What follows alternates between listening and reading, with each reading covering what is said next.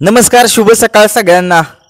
आज सातेवाडी तालुका खटाव जिल्हा सातारा या ठिकाणी मैदान होते आणि त्या मैदानामध्ये आज सगळ्यांचा लाडका रुस्तम हिंद केसरी एकदशम हिंद केसरी बकासूर मैदानामध्ये येतोय। आज सगळ्यांचा लाडका बैल आज त्या मैदानात येतोय म्हटल्यानंतर आज सगळ्यांच्या ज्या नजरा आहेत त्या सगळ्या नजरा त्या मैदानावरती दिसतील आणि लाईव्ह जे आहे ते P3 लाईव्ह वरती आहेत। रात्रीच लॉट काढले आहेत आणि लॉटमध्ये आपल्या बकासूरची चिठ्ठी जी आहे ती निघालेली आहे। आपल्या वेगाचा शेवट सर्जा याची सुद्धा चिठ्ठी निघालेली आहे आणि की त्यांचा पैरा कोण आहे तर आपण सांगूया आपल्या या व्हिडिओच्या माध्यमातून। व्हिडिओ जर नवीन असाल तुम्ही तर चॅनल लाईक करा, शेअर करा आणि सबस्क्राइब करा। तर चला सुरुवात करूया। आज बकासूरचा पैरा कोण असेल? आज बकासूरचा पैरा सगळीकडे चर्चा चालू आहे तीच तुम्हाला मी सांगतोय। तोच विराट जो जोगेवाडीमध्ये म्हणजेच मोरगाव या ठिकाणी साम्राज्य सोबत पळलेला आणि गुलाल मिळवलेला असा हा विराट तो बकासूर सोबत पळण्यासाठी सज्ज झाला आहे। आणि एक दुसरा एक पैरा आहे, तोच पैरा जो नाशिक मध्ये जो बकासूर सोबत पळलेला होता बादशाह 50-50। नक्कीच आज या दोघांमधील एक पैरा असू शकतो बकासूरचा आणि नक्कीच आज बकासूर या ओपनच्या मैदानामध्ये गुलाल घेण्यासाठी सज्ज झालाय आणि गुलाल नक्की घेईल का? कारण त्या मैदानामध्ये सगळे टॉपचे बैल आलेले आहेत। नक्कीच सर्जा आलेला आहे, आपला वेगाचा शेवट सर्जा आणि दिवाळी ही गाडी पळते अंदाज सांगतोय। दुसरा पण पैरा असू शकतो सर्जाचा, नक्कीच बघूया। लखन येतोय, बुलढाणाचा भब्या येतोय, राजा सम्राट जोडी येते, बघूया काय होतंय नक्की। कारण की मैदान जे आहेत आणि तोच रायना सुद्धा येतोय बरं का। महाशिरतचा हिंद केसरीचा मानकरी असलेला रायना, घरणिकेचा राजा, बघूया सगळ्यांचाच कस त्या मैदानामध्ये पणाला लागणार। परंतु आपला बकासूर कोणत्या गटामध्ये पळणार आहे? नक्कीच आपला बकासूर जो आहे तो त्याची 2 गटामध्ये चिठ्ठ्या निघाल्यात, 11 आणि 14 मध्ये। नक्कीच तो 14 मध्ये किंवा 11 मध्ये, 11 मध्येच पळेल तो बकासूर। पण बघूया दोन्ही गटामध्ये चिठ्ठ्या निघाल्यात बकासूरच्या नावाच्या। कदाचित साम्राज्य 11 मध्ये पळेल, बकासूर 14 मध्ये पळेल।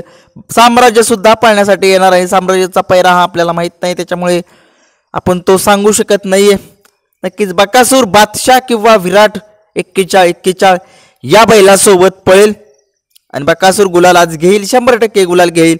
आणि वेगाच्या शेवट सर्जाने सुद्धा गुलाल घ्यावा आणि घरणिकेचा राजाने सुद्धा गुलाल घ्यावा आणि तेजाने सुद्धा घ्यावा आपल्या विठ्ठलनाथांच्या।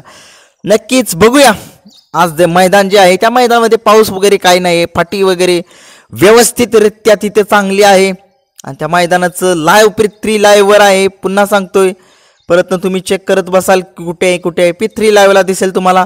लॉट हे रात्रीच पडलेत त्याच्यामुळे मैदान जे आहे ते 9 वाजता सकाळी बरोबर चालू होईल आणि सगळ्यांनी या लाईव्ह वरती एन्जॉय करा। कारण की आज ओपनच्या मैदानामध्ये लढती बघायला मिळतील आणि त्या लढती अशा असतील की सगळ्यांचा लाडका जो बैल जो आहे तो तिथे येतोय म्हटल्यानंतर बकासूर आज खरंच बकासूर असला की जरा मूड येतो बघण्यासाठी। कारण की कसं होतं बकासूर नसला की बघण्यासाठी मूड येत नाहीये।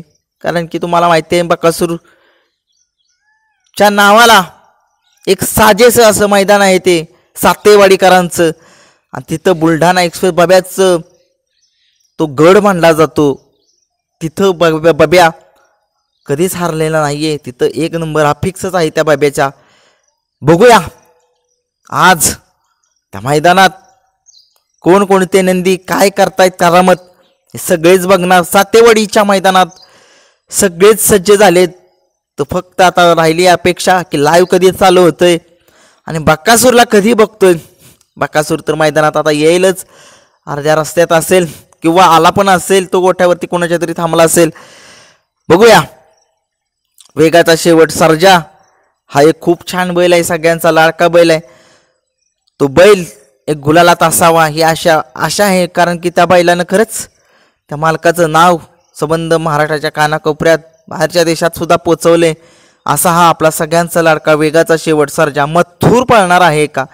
मथुर नाहीये पळणार, कारण की मथुर परवा दिवशीच पळलेला आहे। त्याच्यामुळे मथुर जो बैल आहे तो 10 दिवसाच्या किंवा 15 दिवसाच्या गॅपने पळतो, कारण सगळ्यांना माहिती आहे गॅपनेच पळतो तो बैल।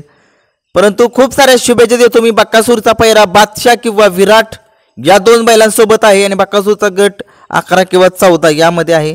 तर खूप साऱ्या शुभेच्छा. धन्यवाद.